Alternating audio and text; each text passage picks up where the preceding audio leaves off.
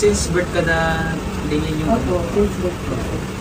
Sa kanya nga po kumahal kapag nagtatrabaho ko. Kaya ngayon nga po, hindi nakakapagtrabaho.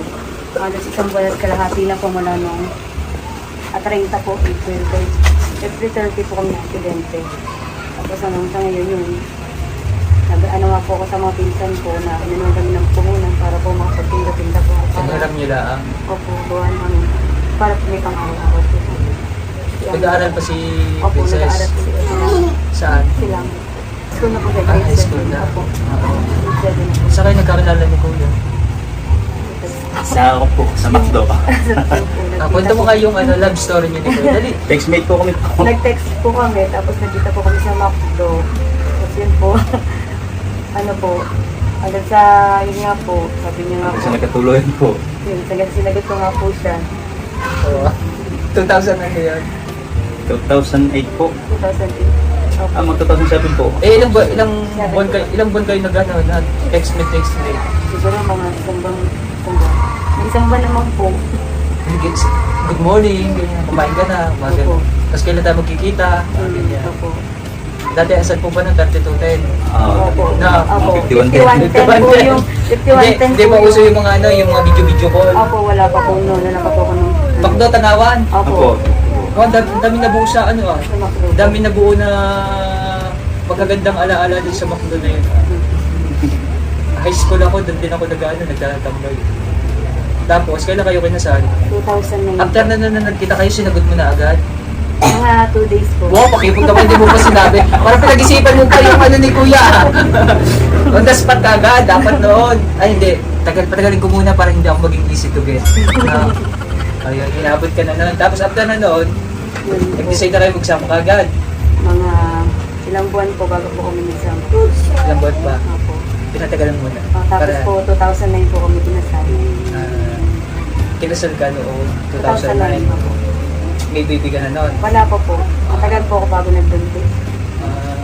Ano naman nakita mo kay Kuya? Mabait po. Ah, Mabait po. si Kuya. Mali ba sa babae? Kapag mahal, maalaga. Paano ka napasagot ni Kuya? Ay, mo Ikaw eh. Limot na po. Kuya, ikaw, kwento mo nga, paano ka pala nanligaw kay ano? Ano po ako po may pamagandang tika rito po na pangasawa tika crossing po. Oo. Ngayon po sila magkaibigan ng babae po. Asawa po ng pamangkin. Ang number nito po ibinigay sa akin. Hanggang po sa magka-textmate po kami. Hanggang sa tagal-tagal yun. Tapos nagkita kami sa McDo. Okay nga na po nung nagkita mo ako sa McDo. Hindi ko naman alam kung itong pasalan. Wala tayong, nagyayaw na sa picture sabi sa akin. Sama mo naman ako sa picture Bay, pagbabayaw na ako. Hindi naman ako kasi minahal ko siya. Oo. Pinakasalan ko na Ay, yung nakita mo na may kabansanan siya, ano yung... Wala ako. Anong on the spot na biglang... Sabi ko ba, ganito pala ito, ganito maglakad, ganyan. Ay, hindi ko tingnan pagka ako nun niya, pagka sa kaluban lang talaga naman ulit. Oo. Basta nagmahalan kami ako. Paano nabuo naman yung pagmamahalan ninyo? Sino yung una na attempt na magparamdam na love ko na ikaw? Ako kata. Ikaw. Oo, ako. Mukhang nalabag percent si Kuya Joby sa iyo, din. So kasi diba, no? Buti naman Kuya, no? Kasi bibihira din naman yung mga ganyan, ano? Ganyan mga pagmamahalan, no? Ay, kilig na daw si atay. Tapos no, nung nag-work na yung yung pag-iibigan ninyo, kinasal na kayo, ano na yung naging buhay niyo after yung mga kinasal na kayo? Tumira po kami sa kanina, sa Palok po. Dati po yung dadagat ka pa dati nun. No, fisherman ako. Ano po, nagdadagat po dyan. Tapos nag-ano din po. Hanggang sa makaanak naman po ako, 1 year. Dito naman po kami tumira. Nagkaroon din po kami ng ano dati, yung naghiwalay din po kami ng mga isang taon po kasi nagka-problema din po. Hanggang sa nagsabali ka na rin po. Bakit kayo naghiwalay? Dati po kasi yung ayoko kasi po na lagi nag-iinom dati. Lagi po, siyempre batang-bata pa rin po siya noon. Nahilig po siya sa inom. Hanggang sa, yun nga po, nag-away kami. Kahit nanay ko, hindi sabi nanay ko, giwalay na kami. Yun. Mga 1 year lang din naman po, bumalik din po siya sa akin.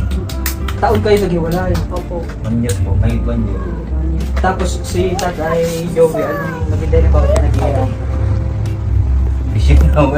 Naging bisyo. Oo, dahil na ng mga tropa. Kaya kung nalalasing ako, siyempre ako, hindi ko na rin alam na ang ginagawa ko. Nasasaktan ko naman ako yun. Hanggang sa akin nagkaiwalay yun. Tapos after 1 year, paano nabuo yung ano yun? Yun po, nagsabi po siya na magbabago na po. Hanggang sa bagong buhay na ako. Bago naman po. Pag kami nag-aaway, nilalayasan ko na lang ako. Na hindi pa po. Tinutulugan ko na lang. Hanggang sa buhay Nagbubunga nga po na ako. Isa po kasi, babae nagbubunga. Makaka-relate dyan yung mga ano, yung mga mag-asawa. Yung mga rason kung bakit naghihiwalay, nagbabalikan yung mag-asawa. Hindi ngayon, wala ka ng ano kuya, wala ka ng bisyo. Wala na po. Tinigil ko na rin pag-iosip po.